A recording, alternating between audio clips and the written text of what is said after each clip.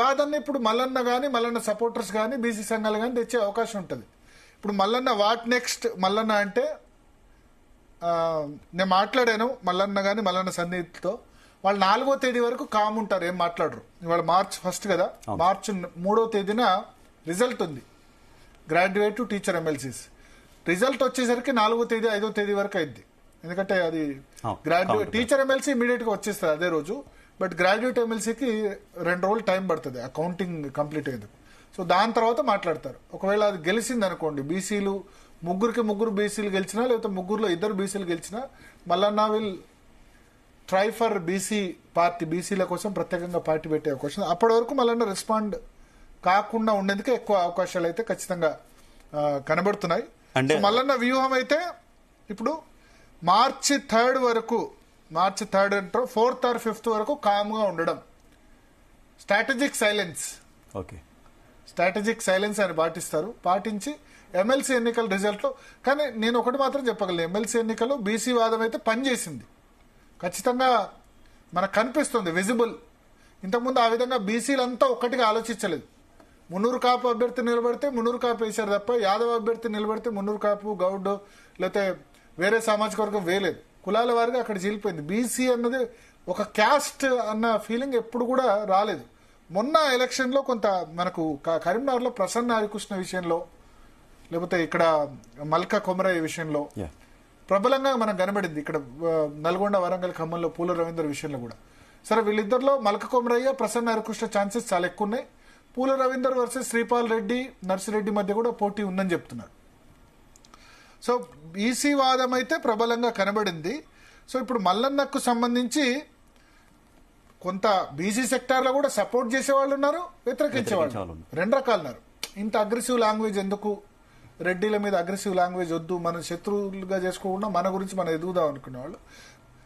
ఇప్పుడు స్వతంత్ర ఉద్యమంలో కూడా ఏ ఉద్యమంలో అయినా అతివాదులు మితవాదులు ఉంటారు కదా.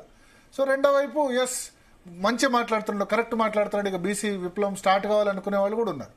సో 2 రకాలు ఉన్నారు. సో ఈ గ్రాడ్యుయేట్ టీచర్ ఎమ్మెల్సీ ఎన్నికల రిజల్ట్ అన్నది మల్లన్న వాట్ నెక్స్ట్, మల్లన్న ఏం చేయబోతున్నాడు అని డిసైడ్ చేయాలి. ఎలక్షన్ అయ్యే వరకు పీసీసీ వెయిట్ చేస్తే రిజల్ట్ వరకు ఇప్పుడు మల్లన్న వెయిట్ చేస్తున్నారు. ఎస్ అండ్ సార్, ఆయన వెర్షన్ సంబంధించి మనం చూసుకుంటే సస్పెన్షన్ సంబంధించి సస్పెన్షన్ పడాలనే మల్లన్న కూడా చూశారు. అందుకే ఆయన క్రమశిక్షణ కమిటీకి ఇచ్చినటువంటి షోకాజ్ నోటీస్ కి రిప్లై ఇవ్వలేదు అనేటటువంటి వాదన కూడా ఉంది. అది ఎంతవరకు నిజం అనుకోవచ్చు? అంటే రిప్లై ఇస్తే ఏమి ఇవ్వాలి? ఇప్పుడు ఆయన రిప్లై ఇస్తే దాన్ని డిఫెండ్ చేసుకోలేరు కదా. ఇప్పుడు లైవ్ షోలో ఆయన బీసీ కులగన్ చింపేశాడు. సో దాన్ని ఎట్లా నేను చేయలేదు, నేను చింపలేదు అని నేను చెప్పలేరు కదా. నేను చేసిన తప్పు కాదు.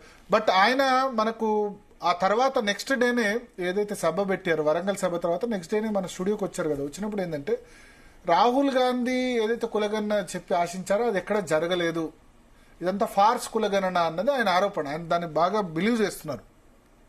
బీసీల జనాభా తక్కువ చేసి చూపించారు. నిజానికి సొంత పార్టీ నుంచి స్టార్ట్ అయింది. బీఆర్ఎస్ బీజేపీల కంటే మొదలు మల్లన్నే స్టార్ట్ పెట్టారు.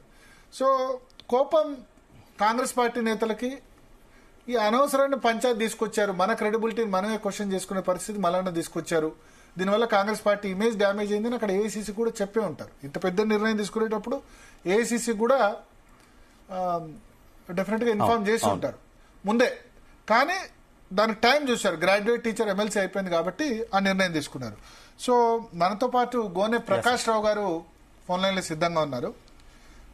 1983లోనే ఎమ్మెల్యే, తెలంగాణ రాజకీయాలను ఔపాసన పట్టారు. ఒకసారి ఆయన వచ్చిన తర్వాత మళ్ళీ మాట్లాడదాం.